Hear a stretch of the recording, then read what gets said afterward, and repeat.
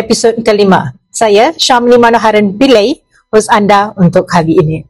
Jadi, tetamu kami untuk hari ini adalah Encik Saravanan dan juga Cikgu Seger. Salam sejahtera kepada Salam sejahtera. Okey. Untuk episod ini, soalannya, adakah anda masih percaya kepada parti-parti politik tradisional untuk membela nasib masyarakat India atau sudah tiba masanya untuk haluan politik yang baru? Okey, terima kasih kerana menjemput saya dan juga dapat bersama dengan Cikgu Seger, orang lama dalam parti politik. Okey, masyarakat India memang tidak percaya kepada parti-parti yang sedia ada. Okey, masyarakat India telah kehilangan kepercayaan kepada parti-parti yang sedia ada. Sebab satu parti pun tidak membawa apa-apa perubahan yang besar kepada masyarakat India. Jadi, masyarakat India perlukan satu parti yang baru untuk membela nasib masyarakat India. Dan masyarakat India juga tidak percaya kepada parti yang berbilang bangsa. Okey, jadi masyarakat India perlukan satu parti yang membawa suara masyarakat India. Itu saja daripada saya. Cikgu ada apa-apa nak tambah ke apa ke? Orang lama dalam politik kan? Okay, sebenarnya selepas PRU ke-15, okay, bentuknya Kerajaan Madani ini, selepas itu wujud satu landscape politik yang baru di mana Perikatan Nasional membawa politik Melayu Islam, okay, dan wujudnya parti baru seperti Parti Urin lain. So jadi kerana selepas bentuk Kerajaan Madani, tidak ada wakil masyarakat India dalam satu politik ataupun satu parti politik yang boleh mewakili dalam Kerajaan Madani ini. So yang ada wujud adalah semua parti pemimpin-pemimpin daripada parti multiracial, di mana mereka ni memang hilang. Mereka tidak ada tulang belakang untuk menyuarakan isu-isu masyarakat India. So we can say boneless leaders. They are the MPs, they are the senators, they are the aduns, you know, tapi mereka sebenarnya adalah hanya menjadi pak turut kepada pemimpin-pemimpin mereka dalam sama ada dalam DAP atau mereka. Okey, jadi timbul keresahan di kalangan masyarakat India. Mereka rasakan mereka kecewa. Okey, dan wujudlah sekarang ini apabila ada Perikatan Nasional membawa satu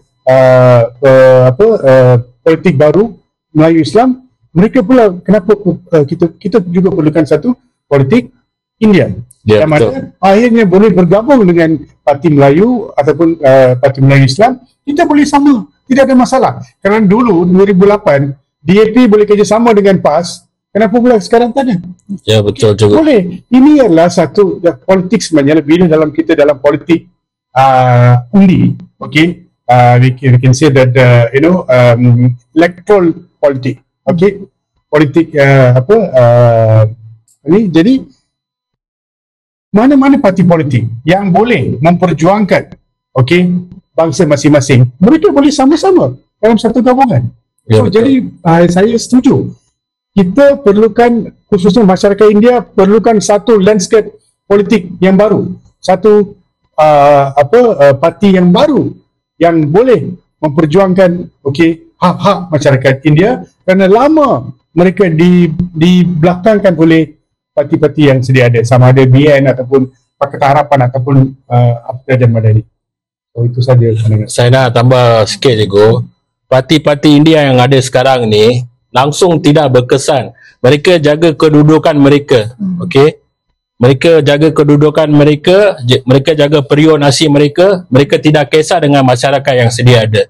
Okey, jadi tidak salah satu parti yang mewakili untuk kaum India, parti baru, okey, tidak salah kalau ada.